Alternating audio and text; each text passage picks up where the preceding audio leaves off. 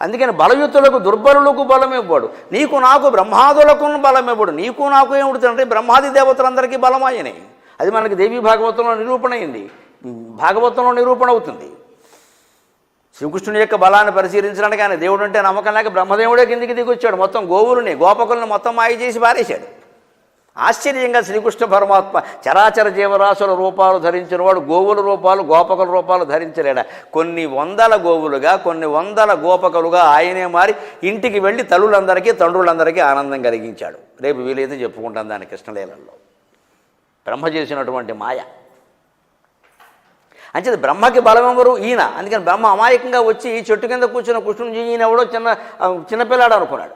అనుకుని ఈయన దగ్గర మాయ చేద్దామని మొత్తం గోవులన్నింటి గుహలోకి తీసుకెళ్ళి మొత్తం మాయ చేసాడు. ఈయన చూశాడు, ఓ ఈయనకి వైకుంఠంలో బ్రహ్మలోకంలో పని అయిపోయినట్టుంది, ఈ మధ్యన ఇక్కడికి వచ్చాడు, పని లేదు. ధరణి పోర్టల్లో రిజిస్ట్రేషన్ చేయించుకుందాం, వ్యవసాయేతర ఆస్తులని వచ్చి ఉంటాడు ఇక్కడికి. అని వచ్చి అలాగని చెప్పి ఆ మురళి పక్కన పెట్టి ఓసారి మనసులో ఇలా స్మరించుకోలేడు అంతే. ఎన్ని వందల గోవులుగానో ఎన్ని వందల గోపకులుగానో మారిపోయాడు. ఆశ్చర్యకరంగా అక్కడ ఇంటికి వెళ్ళి చూస్తే ఆ గోపబాలకుల తల్లుల కంటే వాళ్ళ పిల్లలు దేవుళ్ళ కనబడ్డారని, దేవుడు రూపం ధరించే కనపడరా? ఆశ్చర్యం ఉందా? ఎప్పుడూ లేనంత ప్రేమ కలిగిందట, ఎప్పుడూ లేనంత ప్రేమ. అంతేకాదు ఆ దూడలు ఆవులుగా మారాడు కదా, ఆ దూడలైతే ఆవును వదలడం లేదుట, తల్లి ఆవుని. ఆవు దూడనే వదలడం లేదుట. ఎందుకంటే ఇద్దరు రెండు భగవత్ స్వరూపాలే. భగవంతుడే స్వయంగా రూపం ధరించాడు. అలాంటి రూపాలు ధరించగలిగిన వాడికి బ్రహ్మాదులకును బలమేబోడు, ప్రాణులకును బలమేబోడు. అన్ని ప్రాణులకు ఇందాకే మనం చెప్పుకున్నాం, పందిలో ఒక విశేషం ఉంది, కుక్కలో ఒక విశేషం ఉంది, ప్రతి జీవిలో ఒక విశేషం ఉంది. మనం ఇంత ఎత్తు ఎగరాలంటే కనీసం ఒక అరగజం మించి మనం ఎగరలేము, దిగితే కాలు విరుగుతుంది, అంతే కదండి. వేసిందే గంతు విరిగిందే కాలు అని వేయక ఒక గంతి వేసేటవాడు 30 ఏళ్ల పాటు కూర్చుని గంతి వేయాలని సరదా అని మంచం మించి ఒక గంతి వేసేట ఒక కాలు విరిగింది, ఇక పడుకున్నాడు. వేసిందే గంతు విరిగిందే కాలని ఒక గంతు వేయడానికి మనం ఇంత చూస్తున్నామే. మీరు తేనెటీగ అంటారు, తేనెటీగ సముద్రానికి 200 మైళ్ళు పైన ఎగురుతుందండి. ఇది సముద్రానికి 200 మైళ్ళు పైన, దానికి వీసా అక్కర్లేదండి, అమెరికా వెళ్ళిపోవచ్చు. కొన్ని వేల మైళ్ళు కూడా అనేది నేను పుస్తకంలో చదివాను, పత్రికలు. 100 మైళ్ళు 1000 మైళ్ళు పైన ఎగురు, అంత మైళ్ళు ఎగిన దారి తప్పదండి, దారి తప్పదు. దాంట్లో మధ్యలో మంచు కమ్మేస్తుంది, ఈ విమానాలు వస్తూ ఉంటాయి, అవి వచ్చినా సరే దారి తప్పదండి. ఆ శక్తి తేనెటీగకి ఎవరిచ్చారండి? భగవంతుడు తప్ప. సృష్టి విలాసానికి ఎంతకంటే ఉదాహరణ కావాలా? ఆ చిన్న సూక్ష్మజీవికి ఆ శక్తి ఇచ్చినవాడు 6 అడుగులు పొడుగున్నాం, 6 అడుగు వెడల్పున్నాం, మనకి ఇవ్వడా? ఈ నమ్మకం ఉండాలి భగవంతుడి మీద. ఆయనకి అది ఉంది కాబట్టి అందరికీ ఎవరు బలమో అట్టివాడు బలమ సురేంద్ర అన్నాడు. ఇక అప్పటికి తట్టుకోలేక ఇంకా మాట్లాడుతుంటే ప్రహ్లాదుడు చెప్పాడు, తండ్రి నీకు ఈ విషయం ఎందుకు అర్థం కావట్లేదో, చిన్నపిల్లాడి చేత ఎందుకు చెప్పించుకుంటున్నావు అని ఒక్క మాట విను. లోకములన్నీయున్ గడియలోన జయించిన వాడవు, ఇంద్రియానీకము చిత్తమున్ గెలువనేరవు. అందువల్ల నీకు అర్థం కావట్లేదు తండ్రి, లేకపోతే మీరు చదువుకోకాదు. బ్రహ్మరాక్షసుడు అంటున్నాం కదండి, హిరణ్యకశ్యపుణ్ణి రావణాసురుణ్ణి బ్రహ్మరాక్షసులు అంటారని. మామూలు రాక్షసులు కాదు, రాక్షసుడు వేరు బ్రహ్మరాక్షసుడు వేరు. నేను ప్రత్యేకించి చెప్పాలి, నాకు ధారణా బ్రహ్మరాక్షసుడు అని బిరుదుంది, లేకపోతే నన్ను అపార్థం చేసుకుంటాను. కొంతమంది పాపం ఆ రాక్షస శబ్దం వాడటం ధారణ బ్రహ్మ అని, నేను కుదరదు రాక్షసుడు పెట్టాల్సిందని చెప్పాను. అది మా గురువుగారు రామబ్రహ్మం గారు ఇచ్చిన బిరుదు, మీరు తీసేస్తే అలాగా, దానికి అర్థం ఉంది. ఎందుకు బ్రహ్మరాక్షసుడు అంటారు? రాక్షసుడికి బ్రహ్మరాక్షసుడికి తేడా ఏమిటంటే, రాక్షసుడు తెలియక క్రూర చర్యలు చేస్తాడు, బ్రహ్మరాక్షసుడు తెలిసి క్రూర చర్యలు చేస్తారండి. ఆశ్చర్యం, తెలిసి ప్రవర్తిస్తాడు, అతనికి జ్ఞానం ఉంది, బ్రహ్మజ్ఞానం ఉంది. ఎందుకు ప్రవర్తిస్తాడు? బ్రహ్మరాక్షసుడు ఎలా ఉంటాడో మీకు తెలియాలంటే వైకుంఠపాడి ఆట చూడండి మా ఇంటికి వెళ్ళి. ఇప్పుడు కొత్తగా ఇంగ్లీష్ మీడియం వచ్చాక స్నాక్స్ అండ్ ల్యాడర్స్ అని దిక్కుమాలిన చూడ కనిపెట్టారు. ఇక్కడ అది ఏమీ ఉండవు, అక్కడ ఖాళీ గళ్ళు తప్ప, నిత్యంలో పాములు ఉంటాయి, అది చూడద్దు. పాత వైకుంఠపాడి చూడండి, అందులో సరిగ్గా 121 గళ్ళు ఉంటాయి. 106వ గళ్ళో అరుకాసుడు ఉంటాడు, 115వ గళ్ళో వైకుంఠం ఉంటుంది, 117వ గళ్ళో కైలాసం ఉంటుంది. వైకుంఠం కైలాసానికి వెళ్ళాడు అంటే బ్రహ్మజ్ఞానం ఉన్నట్టేగా, వెళ్ళడగా లేతే. కానీ అంతటితో ఆట అయిపోయినట్టు కాదు, ఇంకా 4 గళ్ళు ఉన్నాయి. 121 ఈజ్ ది లాస్ట్, అది చివరి గడి. 121 121లో ఏముంటుందో చూడండి. అహంకారము అని చిన్న పాము ఉంటుంది, అక్కడ చిన్న పాము ఉంటుందండి, దాని తలకాయ ఉంటుందండి 121లో, చిట్ట చివరి గళ్ళు చిన్న పాము, దాని తోక 99లోకి ఉంటుందండి. గళ్ళు లెక్కపెట్టి చూసుకోండి, ధారణ బ్రహ్మరాక్షసుడు తేడా చెప్పను, గళ్ళు లెక్కే అది. ఇంటికి వెళ్ళి చూడండి కావాలండి. 121లో పాము ఉంటుంది, అక్కడ అహంకారం అని రాసి ఉంటుంది. చిన్న పామే, పెద్ద పాము కాదు. డోయ్ డోయ్ అని దాని కిందకు వచ్చి 99లో ఉంటుందండి. అక్కడ రాక్షసుడు బొమ్మ ఉంటుందండి. ఏమిటి? బ్రహ్మజ్ఞానం ఉండి వైకుంఠ కైలాసాలకి వెళ్ళిన వాడు కూడా అహంకారం వదలకపోతే రాక్షసుడై పుడతాడు. తెలుగు ఆట అంత గొప్పది, తెలుగు మాట అంత గొప్పది. యావత్ ప్రపంచంలో ఏ భాషలోనైనా ఇటువంటి ఆట చూపించమనండి, ₹1,00,00,000 ఇద్దాం, అప్పు చేసిద్దాం కావాలండి. ఇటువంటి ఆట చూపించమనండి. ఈ ఆట వదిలేసి వీడియో గేమ్స్ పబ్జీలు ఆడతారా? బుద్ధి జ్ఞానం ఉంది అసలు? పైగా పెద్దవాళ్ళు కూడానా? అదే అండి, పిల్లలు ఆడాల్సిన ఆట పెద్దవాళ్ళు ఆడాలి. ఇది ఆడమన్నాడు దమ్ముంటే జీవితం అర్థమవుతుంది. వైకుంఠపాళి ఆడినవాడు, ఆట తెలిసినవాడు ఆత్మహత్య చేసుకోడు. నేను రాసిస్తా, చేసుకోడు అలాగా. ఎందుకంటే అందులో నిచ్చెన ఎక్కుతూ ఉంటాడు, పాములు కరుస్తూ ఉంటే దిగుతూ బాబా అంటాడు. అంతేగా ఏమీ లేనివాడు ఏం చేస్తే ఇలా అయిపోయింది అంటే ఇంకంతే. ఇంకా నేను వీడిన నీడను నేనే అంటే పోతాడు తెల్లసరికి. వాడికి ఏదో వస్తుంది ఇక్కడ జాపత్య సంగీతం. ఇంక ఏమైతే ఉపయోగం? మనిషిపోయాడు. ఇంత జీవితం భగవంతుడు ఇచ్చింది ఆత్మహత్య చేసుకోవడానికి. ఇవాళ యువతరంలో ఆ నిరాశ నిస్పృహలు ఎందుకు కలుగుతున్నాయంటే ఈ ఆటలు లేవు, ఈ మాటలు లేవు, ఈ పాటలు లేవు. కనీసం ఒక ఆట అండి. అక్కడ మీకు సరిగ్గా రాక్షస జన్మ వచ్చాక ఏమవుతుంది? 99లోకి వచ్చాక ప్రమాదం ఏమిటంటే 99 నుంచి మళ్ళీ గళ్ళేసుకుంటూ వస్తే 106 వస్తుంది. మళ్ళీ అరుకాశుడు పొరపాటు వాడు నోట్లో పడ్డాడు అనుకో, ఏమవుతాడు? డోయ్ డోయ్ డోయ్ డోయ్ అని ఒకటి కోతిలోకి వస్తాడు. అంచేత బ్రహ్మజ్ఞానం ఉన్నవాడు మరింత జాగ్రత్తగా ఉండాలి. లోకంలో ప్రముఖుడుగా ఉన్నవాడు తన జీవితం విషయంలో చాలా జాగ్రత్తగా ఉండాలి. వాడిది ఏం చేసినా, వాడి కుటుంబంలో ఏం జరిగినా, వాడి భార్య, పిల్లలు, కోడళ్ళు, కూతుళ్ళు ఎవరు ఏం చేసినా వాడికి వస్తుంది. ఇంత ఉండి ఏం చేసేది అని అంటారు. ఏం చేస్తారండి ఎవరు మాత్రం? కానీ అక్కడికి వచ్చాక ఆ స్థానం పెరిగిపోయేది అక్కడ. అందుకని అతను పొరపాటున అహంకారం కనుక విడిచిపెట్టకపోతే రాక్షసుడు అయితే ఏమైంది? 99లోకి వచ్చాడు, మళ్ళీ 106కి వచ్చే ప్రమాదం ఉంది కదా. పొరపాటు 106లో పడ్డాడు అనుకోండి, 1లోకి వెళ్ళిపోతాడు. మళ్ళీ మొత్తం ఆట ఆడాల్సిందే. ఈ ఒక్క వైకుంఠపాళి ఆడితే జీవితం మొత్తం తెలిసింది మనకి. అందుకని ఏమవుతుంది? రాక్షసుడు అయినా కూడా బ్రహ్మజ్ఞానం పోదు, అది విశేషం. బ్రహ్మజ్ఞానం అంత గొప్పది. మనం ప్రయత్నం చేసింది ఎప్పుడు? స్వల్పమప్యస్య ధర్మశ్చత్రాయతే మహతో భయాత్, భగవద్గీతలో మాట. నువ్వు జ్ఞానం పొందేందుకు ఏ ప్రయత్నం చేసినా ఉట్టినే వేరుశెనక్కాయ కింద ఒలవడానికి ఎంత సమయం పడుతుందో, ఎంత శ్రమ అవుతుందో అంత ప్రయత్నం చేయి. ఓ శ్లోకం చదువు చాలు, ఓ మాట చెప్తుంటే విను చాలు, అది కూడా నేను రక్షిస్తుంది అంటాడు. ఆ మాత్రం కూడా చేయలేమా? దానికి కూడా పూర్వజన్మ పుణ్యం ఉండాలని తోసియాలా? రోజుల తరబడి చేసే వంకర పనులన్నిటికీ ఏ ప్రేరణ నుండి చేస్తున్నామండి? కొంచెం ప్రయత్నం చేయి బ్రహ్మజ్ఞానం పొందడానికి చాలు. అది పొందితే ఉపయోగం ఏంటంటే డొక్కలకి పట్టేసి వచ్చే జన్మకు కూడా వస్తుంది. ఇప్పుడు రాక్షసుడైనా కూడా బ్రహ్మజ్ఞానం ఉండబట్టి ఇలా ఆలోచించాడు. రావణాసురుడు అంతే. నేను ఎక్కడో అవధానం చేస్తుంటే అడిగారు అప్రస్తుత ప్రసంగంలో, ఏమిటండి రావణాసురుడు ఏమైనా వెర్రివాడండి? అంత హనుమంతుడు చెప్పినప్పుడు ఇచ్చేయచ్చు కదా, లంక అంతా ధ్వంసం చేసేసాడు కదా అశోకవనంతో సహా. హనుమంతుడు ఏమిటో తెలిసినప్పుడు హనుమంతుడు యజమాని రాముడు ఎంతవాడో తెలియదా? సీతాదేవిని ఇచ్చేయచ్చు కదండి. మరి దుర్యోధనుడు అయితే మరీ అమాయకుడు. అర్ధరాజ్యం ఒక పక్క 5 ఊళ్ళు అడిగారు కదండి. 5 ఊళ్ళు అంటే ఏముందండి? కోకటపల్లి, అమీర్పేట, సైబరాబాద్ చూసుకో, చిక్కడపల్లి, 4 పల్లీలు భారత్తే పోయాయి. 5 ఊళ్ళే కదా, ఇచ్చి కదా, ఎందుకు ఇవ్వలేదు అన్నాడు. నేను చెప్పాను వెంటనే, వారు ఎందుకు ఇవ్వలేదు అంటే మా బోటి గాళ్ళకి జీవనం గడవడం కోసం ఇవ్వలేదని చెప్పాను. రావణాసురుడు సీతాదేవిని ఇచ్చేస్తే, దుర్యోధనుడు 5 ఊళ్ళు ఇచ్చేస్తే మేమేం చెబుతామండి? ఇక్కడ రామాయణం భారతం ఏముంది? మాకెందుకు ఇక్కడ ఉద్యోగాలు? మా వృత్తి ఏం లేకపోతే ఏం చెప్పమంటావు ఇక్కడ? ఇది సరదాగా చెప్పిన జవాబు. అవధానంలో అప్రస్తుత ప్రసంగాలు అలాగే ఉంటాయి. కానీ వాస్తవం ఏమిటి అంటే ఎందుకు ఇవ్వలేదంటే వాడికి లోపల సహజ లక్షణంతో ఎవకో ఇస్తే విష్ణువు రాడు, లేకపోతే నువ్వు చావు, ఇక్కడ కూర్చుంటావు, ఇక్కడ రేషన్ కార్డు పెట్టుకుని ఆధార్ కార్డు పాన్ కార్డు జత చేసుకుని నువ్వు వెళ్ళాలి వైకుంఠానికి. ఇది తన్నేస్తోందండి లోపల. దీని సహజ లక్షణం అంట. జీవుని వేదన అంటారు విశ్వనాథ సత్యనారాయణ గారి. జీవుని వేదన రెండు ఏకమై అంటాడు ఆయన. జీవుని వేదన అంటే తన్నేస్తోంది లోపల. నువ్వు పోవాలి పోవడానికి పుట్టావు, ఏంటిది కొట్టావు, ఇంకా చూస్తావేంటి, వాడు రాళ్ళేతే ఈ లోపల ఉంటుంది. అందుకే రావణాసురుడు మండోదరి చెప్పినా వినలేదు. మండోదరి సవాల్ చేస్తుందండి, మామూలుగా కాదు. సీత నాకంటే అందమైందా, నాకంటే విద్యావత, నాకంటే గొప్ప వంశం తీసుకురా నిలబెట్టి ఉంటుందండి ఆవిడ సాహసం అది. అందుకని ఆవిడని పతివ్రతలో చేర్చారండి.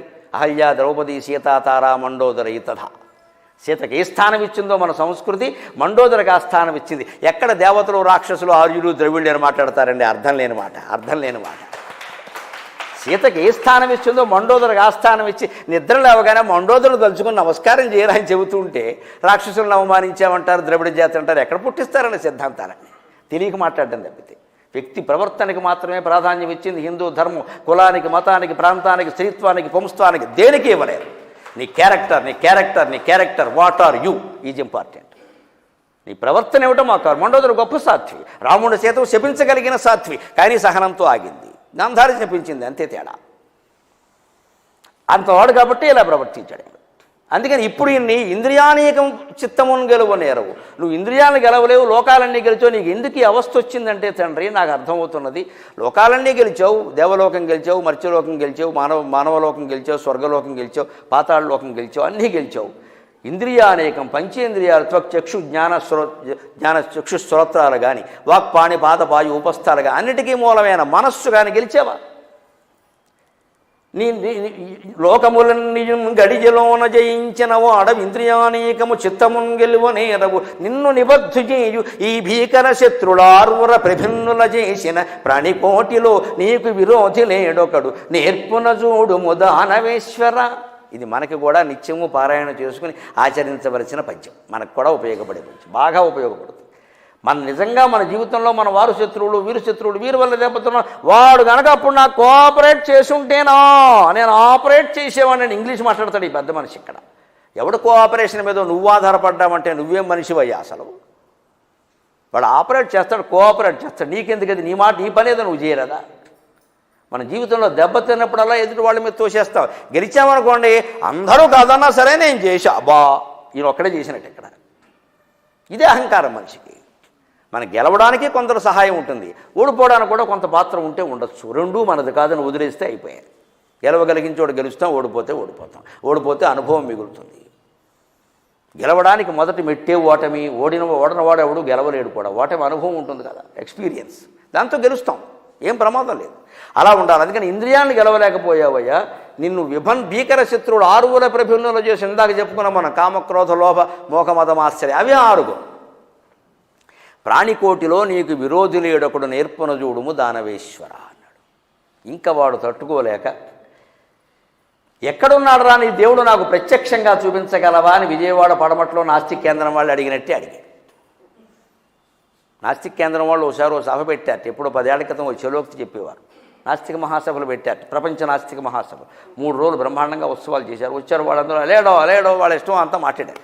తర్వాత పత్రికల వాళ్ళు వచ్చి సమావేశం పెట్టి, ఏమంటే నాస్తిక మహాసభలు బాగా జరిగాయి అన్నట్టు, దేవుడి దేవాలు బాగానే జరిగాయి అన్నట్టు.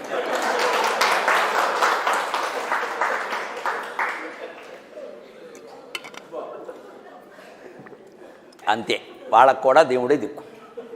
అలవాటు పడ్డారు ఈ దేశంలో. ఏదైనా అంతే. ఇంకా దేవుడి దేవాలు మాకు ఎలా జరిగాయి మాకు అర్థమైందండి. దేవుడి దేవాళ్ళు బాగా జరిగిన నాస్తిక సభలో రాశారు. అంత అలవాటు పడిపోయారండి ప్రాణులు. ఇంకో మాట రాదు ఇక్కడ, అంతే లెక్క. అందుకే నేను ప్రత్యక్షంగా కనపడాలంటాడు నాస్తికవాదులు అంతా. హిరణ్యకశిపుడు వాళ్ళకి ప్రతినిధి అంత అందకండి. నాకు ప్రత్యక్షంగా, ప్రత్యక్షం అంటే అర్థం ఏంటండి? విడదీయండి పదం. ప్రత్యక్షం అంటే కంటికి ఎదురుగా ఉన్న వస్తువు అంటే నాకు అర్థం కాదు. నా మటుకు నాకు కళ్ళజోడు ఉంటే కానీ కనపట్లా. నీకు దేవుడు ఎలా కనపడతాడు? కళ్ళజోడు ఉంటే కానీ అక్షరాలు కనపడలేదు. మనుషులు కూడా కనపడడం కష్టంగా ఉంది కొంతమందికి. నీకు దేవుడు ఎలా కనపడతాడు? కనపడితే ఎలా గుర్తుపడతావు? అందుకనే మనం ఎలా ఆలోచిస్తాం తెలుసా? వేదమే స్పష్టంగా చెబుతుంది, మనుషులు ఎప్పుడూ దేవుణ్ణి మనిషి రూపంలోనే ఊహిస్తారు. అందుకే మన దేవతలందరూ మనుషులుగానే ఉంటారు సాధారణంగా. అంతేకాదు, మన దేవతలందరూ మగవాళ్ళు పంచెలు కట్టుకుంటారు, ఆడవాళ్ళు చీరలు కట్టుకుంటారు. ఎందుకంటే మనం అలాగే ఉండేవాళ్ళం. ఇప్పుడు కాదు, పూర్వం, వన్స్ అపాన్ ఏ టైం. ఎందుకని ఇప్పుడున్న యువతరం కనుక దేవుళ్ళను సృష్టిస్తే వాడు ఎలా ఉన్నాడో అలాగే సృష్టిస్తాడు. ఇంకోలా ఆలోచన రాదు. అది ఒక కుక్కకి దేవుడున్నాడనే నమ్మకం కలిగితే ఖచ్చితంగా ఆ దేవుణ్ణి కుక్క రూపంలోనే నమ్ముతుంది. నమ్మదండి, సిద్ధాంతం అది. అందుకని మన హిందూ దేవతలందరూ పంచెలు కట్టుకుంటారు, కిరీటాలు ఎందుకు పెట్టుకుంటారు? మన మహారాజులు పెట్టుకున్నారు, వాళ్ళు పెట్టుకుంటారు. ఇతర మతాల్లో దేవతలను మీరు గమనించండి, వాళ్ళు ఏదో గొర్రెలను కాసుకుంటారు, కిరీటం అది ఉండదు. అక్కడ మనుషులు అలాగే ఉంటారు. కొన్ని మతాల్లో పరలోకం అంటారు. నేను ఎవరినే అండాలా, కానీ ఉన్న విషయం చెబుతున్న చమత్కారాన్ని. పరలోకం అంటారు. పరలోకంలో ఏముంటుందంటే ఎప్పుడూ ప్రవహించే ఏరులు కాలువలు ఉంటాయి. ఎందుకంటే అరేబియాలో పుట్టింది, అక్కడంతా ఎడారి, చచ్చారు వాళ్ళు పాపం బాధపడి. అందుకని పరలోకం అలా పుట్టించారు. ఇక్కడ ఎడారి నీళ్లు ఉండవు, అందుకని పరలోకంలో నీళ్లు పెట్టారు.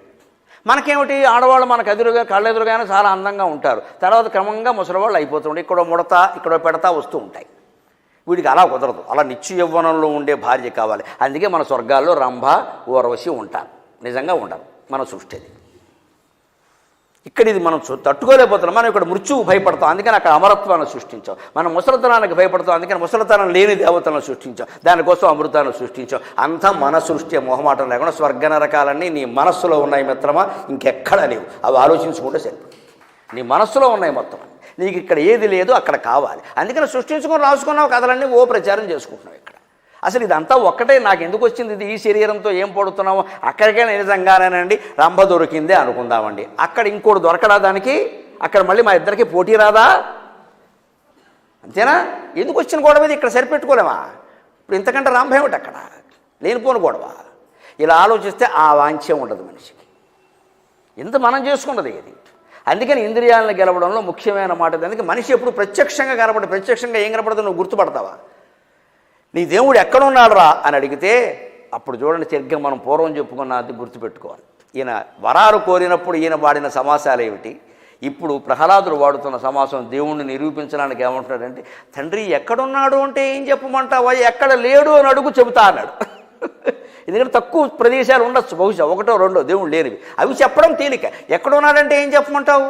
కలడంభోతి కలండు గాలి కలడ ఆకాశస్థలిన్ కుంభినిన్ కలడగ్నిన్ దిశలన్ పగళ్ళ నిశలన్ ఖజ్యోత చంద్రాత్మలన్ కలడు ఓంకారమునం త్రిమూర్తుల త్రిలింగ వ్యక్తులందంతటంగలడు ఈశుండు గలండు తండ్రి వెదుకంగానేల ఈయాయడన్ ఇందుగలడందులేడిన సందేహము వలదు ఇందుగలడందులేడిన సందేహము వలదు చక్రి సర్వోపగతుండు ఎందెందు వెదికి చూచిన అందందేగలడు దానవాగ్ర వింటే. ఇంత నమ్మకంతో చెప్పాడు, భక్తి ఆవేశంతో. కలడంభోతి సముద్రంలో ఉన్నాడు, కలండు గాలిలో ఉన్నాడు, కలడు ఆకాశస్థలిన్ కుంభినిన్ భూమిలో ఉన్నాడు, కలడు అగ్నిన్ దిశలన్ అగ్నిలో ఉన్నాడు, దిక్కుల్లో ఉన్నాడు, పగళ్ళ నిశలను పగల ఉన్నాడు, రాత్రి ఉన్నాడు, ఖద్యోత చంద్రాత్మలను ఖద్యోత సూర్యుల్లో ఉన్నాడు, చంద్రాత్మ చంద్రుల్లో ఉన్నాడు, కలడు ఓంకారమునం అకార ఉకార మకార సంయుక్తమైన ఓంకారంలో ఉన్నాడు, త్రిమూర్తుల బ్రహ్మ విష్ణు మహేశ్వరుల్లో ఉన్నాడు, త్రిలింగ వ్యక్తులను మనం గుర్తుపెట్టుకోవాలి. ఎంతసేపు పురుషులు స్త్రీలు అని మాట్లాడతామండి. మరో జెండర్ని మనం మర్చిపోయేవాడిని. దుర్మార్గం మన మనస్సు. నపుంసకులు అంటారని వాళ్ళు ఏం పాపం చేశారని నాకు అర్థం కాదు. ఎంతసేపు తిట్టడానికి వాడతారు వాళ్ళని. నపుంసకుల్లో మహామేధావులు ఉన్నారు, రథసారథులు ఉన్నారు. పూర్వం సారథ్యానికి వాడేవారు, నాట్యం నేర్పడానికి వాడేవారు. నపుంసకులకు ఉద్యోగాలు ఇచ్చి గౌరవించిన సంస్కృతి భారతీయ సంస్కృతి. రాజుల అంతఃపురాల్లో వారిని కాపలా పెట్టేవారు. కంచుకి అంటారు. కంచుకం అంటే రవిక మొగాడు తొడుకోడు, ఆడ తొడుకున్నది. కంచుకము ధరించిన వాడు కంచుకి. సంస్కృత నాటకాలంట అంతటా కంచుకు ప్రవేశించిన మహారాజా జయము అంటాడు. కంచుకంటే ఆడ నపుంసక భటుడు. అంతఃపురాల దగ్గర కాపలా పెట్టారు. పేడి అర్జునుడు ఆ వేషం ధరించాడు. బృహన్నల నాట్యం నేర్పాడు. బృహన్నల అంటే అర్థం ఏమిటో తెలుసా? నల అంటే నరహ, రలయోరభేదక. నరహ అంటే మానవుడు, బృహన్నర అంటే చాలా పెద్ద మానవుడు, పెద్ద మొగాడు అంటే మొగాడు కాదని అర్థం. అదో భాష. చాలా పెద్ద మొగాడు అంటే మొగాడు కాదు అని. పేదవాడికి దరిద్రుడి గురించి చెప్పాలంటే ఆయనకు అబ్బో ఎంత ఉందో అని సాగతీసినట్టు ఏం లేదని అర్థం. అక్కడ మామూలుగా ఉందో చెప్పచ్చు కదా. అలాగే బృహన్నల అంటే ఇంత పెద్ద మొగాడు అంటే అసలు మొగాడు కాదు, ఆ పేరు పెట్టారు. అందుకే తేడా. నపుంసకులకు ఉద్యోగాలు ఇచ్చి గౌరవించారండి. ఈవేళ మనం తిట్టడానికి వాళ్ళని వాడుకుంటున్నాం. కానీ నిజానికండి వాళ్ళకి ఏది చేత కాదండి. బరువులు ఎత్తగలరు, మొయ్యగలరు, అన్ని పనులు, వ్యవసాయం పనులు, వ్యాపారం పనులు అన్నీ చేయగలరు. ఒక్క సంతానాన్ని కనడం ఒక్కటే కదండి వాళ్ళ వల్ల కాంది. బహుశా మనకి చేతనైంది కూడా అది ఒక్కటే అనుకుంటాను నేను.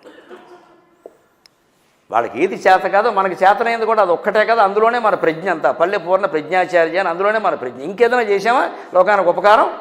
జనాభా పెంచడం తప్ప. అందుకని వాళ్ళని తిట్టాలా? తిట్టితే భగవంతుడిని తిట్టినట్టే. భాగవతం చెబుతున్నవాడు ఎప్పుడూ హిజ్రాలను కానీ ఇతర థర్డ్ జెండర్ వాళ్ళని కానీ మనం అవమానించి మాట్లాడకూడదు, ఎవరితోనూ పోల్చకూడదు. గౌరవంగా నపుంసకులను వాడచ్చు, హిజ్రాలోను వారు ఏది వాడమంటే అది వాడచ్చు. తిట్టుపదంగా వాడాల్సిన అవసరం లేదు. త్రిలింగ వ్యక్తులందు పుల్లింగ స్త్రీలింగ నపుంసకలింగాలని భగవత్ స్వరూపమే. అంతటంగలడు ఈశుండు గలండు తండ్రి వెదుకంగానే ఎలా ఈయాయడన్. ఇక్కడ అక్కడ వెతకడం ఎందుకయ్యా అన్నాడు. సరిగ్గా ఈ పద్యాన్ని మీరు గాలిందు గాలిన్ కుంభిని అగ్ని నంబువుల ఆకాశస్థలిన్ దిక్కులన్ రేలన్ ఘస్రములన్ తమప్రఫల భూరిగ్రాహ రక్షో మృగ వ్యాళాదిత్య నరాది జంతు కలహ వ్యాప్తిని సమస్తాస్త్ర శస్త్రాళిని మృత్యువులేని జీవనము లోకాధీశ ఇప్పింపవే దాంతో పోల్చండి. అప్పుడు మీకు ఓ మాట చెప్పాను నేను, గుర్తుంటుంది పెద్దలకి. పోతన గారు విచిత్రమైన సమాసం వాడాడు. గాలిన్ కుంభిని అవన్నీ బాగానే ఉన్నాయి. భూరి గ్రాహ రక్షో మృగ వ్యాళ ఆదిత్య నరాది జంతు కలహ వ్యాప్తిన్ అని బహుపద ద్వంద్వ సమాసం వాడు. ఓదానికి లింక్ లేదు, లంకె లేదు అక్కడ. ఇంగ్లీషులో లింక్ అంటారు, తెలుగులో లంకె అంటారు, తేడా ఏమి లేదు. ఒక అనుబంధం లేదు, అనుబంధం లేని సమాసం అక్కడ వాడాడు. ఇక్కడ ప్రహ్లాదుని మాటల్లో చూడండి, స్పష్టత, క్లారిటీ. భక్తుడికి క్లారిటీ ఉంటుంది, నాస్తికుడికి స్పష్టత ఉండదు, భగవంతుడి మీద విశ్వాసం. అందుకే ఈయన వాడిని సమాసాలు ఎలా ఉన్నాయి? కాలడ అగ్నిన్ దిశలన్ పగళ్ళ నిశలన్, అది అనుప్రాస. అగ్నిన్ దిశలన్ పగళ్ళ నిశలన్, పగలు రాత్రి కలిపి వాడాడు. పైగా దిశ నిశ అనుప్రాస పోతన గారికి చాలా ఇష్టమైంది. అంతేకాదు ఖద్యోత చంద్రాత్మలను, అక్కడ సూర్యుడు అనగానే మానవుడు అన్నాడు, ఆదిత్య నర అన్నాడు. ఇక్కడ ఖద్యోత చంద్రాత్మ, సూర్యుడు పక్కన చంద్రుడు ఇచ్చాడు. అంటే ద్వంద్వ సమాసం పక్క. పగలు నిశ, రాత్రింబగలు, అది సరిపోయింది. అగ్నిని దిశలని, అక్కడ దిశలు విచ్ఛిన్నాంతలు అన్నాడు, ఇక్కడ అగ్నిని దిశలు అన్నాడు. త్రిమూర్తులు, త్రిలింగ వ్యక్తులు, అన్ని పదాలు స్పష్టంగా ఉన్నాయి, సమాసభరితంగా సుగంధభరితంగా ఉన్నాయి. కారణం ప్రహ్లాదుల మనస్సు స్పష్టంగా ఉంది. అందుకని స్పష్టమైన మాటలు, స్పష్టమైన భాష. హిరణ్యకశ్యపుడు మనస్సు అస్పష్టంగా ఉంది, అందుకని అస్పష్టమైన భాష. బెమ్మెర పోతన గారికి నమస్కారం, భాషా పితామహుడు.